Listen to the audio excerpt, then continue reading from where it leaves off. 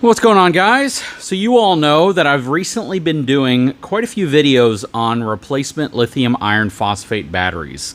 But the one you're about to check out today inside of this box is going to be very unique in many, many ways because of what it's going to be able to give you from a capacity perspective relative to its size.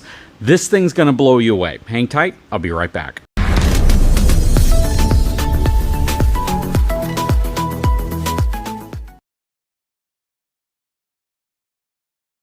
So check this thing out. So this is a WattCycle 12 volt 300 amp hour mini battery. This thing is absolutely insane. 3,840 watt hours worth of capacity. This thing is a beast of a battery in a very, very compact format. I mean, really, this thing is super, super compact for being a 300 amp hour battery. To give you kind of a comparison, your traditional 100 amp hour battery, which is a group 27 battery, if I put this thing next to it, dimensionally speaking, it's only a little bit larger. I mean, this battery might only be an inch longer and maybe an inch taller. So it is dimensionally a little larger, but it is 3 times the capacity of this battery. So literally for almost the same size, you get the equivalent of 3 of these inside of your RV. Now, why is this so important? This is so important because if you have a newer RV that basically runs a lot of 12 volt appliances, like a 12 volt refrigerator, things like that, lighting, awning, stuff like that, this is going to give you 3 times the capacity of this battery. That is absolutely insane, and it's roughly the price of 2 of these batteries. So you're paying significantly less. It's like getting a free battery. But overall, if you look at the footprint of this in comparison to another battery like that, you're looking at like 40% smaller than 3 of your traditional 100 amp hour batteries. That to me is absolutely remarkable. And the fact that they're able to do it in a format that is going to fit up front on a lot of folks' RVs. And that's what we're going to be doing today. We're going to be installing one of these in the front of the Surveyor. I know we've done a lot of battery replacements lately, and the whole point is to show you value options that can really help you if you're looking for capacity while at the same time needing to fit batteries in relatively small areas, because the front A-frame section of your typical RV isn't going to be super, super wide, and you may not have the space dimensionally to be able to fit more than 1 battery. So to be able to go to a smaller footprint of your battery, but to give you 3 times the traditional capacity that you would have in a battery is absolutely something worth considering. And I really think the folks over at WattCycle did a great job with designing this battery. 300 amp hour mini. Again, 3,840 watt hours worth of power.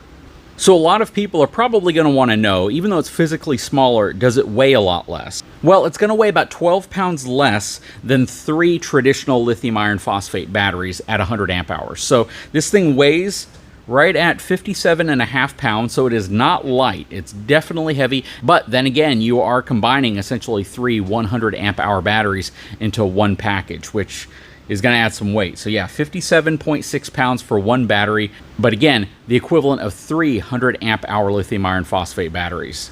And again, they also say that it is roughly 42% smaller than your traditional 3-pack of 100 amp hour batteries, the same capacity as 3 100 amp hour batteries. Now, even though it is small, the dimensions of the battery are worth noting. So it's 15.12 inches long, it's 7.64 inches wide, and it's 10.04 inches tall. So you do have to be sure you do have enough space to fit one of these. Some folks might try to get away with 2 of these, giving you 600 amp hours worth of storage, but on your typical A-frame up front, you're probably not going to have that type of storage. It does use grade A+ lithium iron phosphate cells, EV rated. It says 5,000 to 15,000 deep discharge cycles, has a built-in 200 amp BMS, and again, 3,840 watt hours worth of capacity. It is IP65 rated, which is super important to me, mainly because you want to know that if you're putting this in the front A-frame section, which might occasionally get exposed to some moisture, humidity, light rain, spray from the road, possibly if it's in a battery box, you want to know that the battery is capable of withstanding those types of conditions, and this one certainly is with an IP65 rating. It has certifications with SDS, UN 38.3, FCC, CE, ROHS, and UL certifications. So those are all really good certifications to have if you're going to be in the space of creating lithium iron phosphate batteries. From a price point perspective, about $460. I think they retail for like $599.99, right under $600, but you can get them for roughly $460 off of their website. This is a remarkable value because even if you're looking at low-cost lithium iron phosphate batteries, you're typically looking at about $250 to $300 for a 100 amp hour battery. So to pay less than twice that and to be able to get a battery that gives you 3 times the capacity of your traditional 100 amp hour battery is pretty dang impressive. That said, let's go ahead and get this thing installed inside of the Surveyor and see if it fits, because again, even though it is relatively compact, it's very compact for 300 amp hours, it may not fit in the traditional battery box that your RV has. So you definitely want to be sure that that is something that can accommodate it. So let's see if we can take this out there and get it to fit. Okay, so the first thing I need to do is remove the battery that's in there currently. This is a battery that we recently put in. It is a 100 amp hour battery, and we're going to be replacing it with this 300 amp hour WattCycle battery.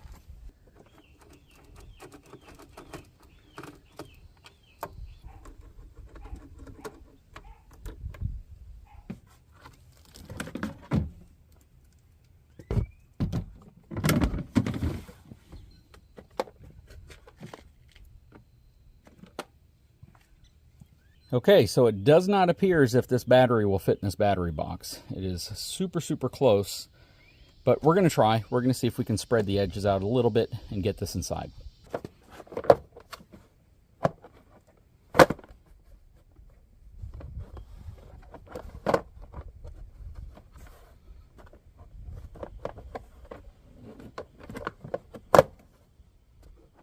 Okay, so I actually got the battery to slide almost all the way in. It's a little bit taller than what's going to allow the cap to fit on top of it, but I was able to kind of get it on there in place right now. The front's covered up, the back isn't completely covered up, but I'm going to order the correct size battery box, or I'm going to make a battery box for it, or I'm going to find something else that would be suitable for a battery box. I don't really want to house it inside of the RV because it is large enough that it will take up some pretty important floor space, and there's not a heck of a lot of basement storage in this unit, so I don't want to take up anything unnecessarily. That said, we're going to get this thing charging. We're going to get it hooked up so we can go ahead and get this filled up, topped off, so we can use it next time we go out. And whenever I get the new battery box in, I will show you what I use, how I get it connected, and how it works. But in the meantime, this is going to protect it from the rain. This will protect it from anything that might come up from underneath it whenever we're driving down the road.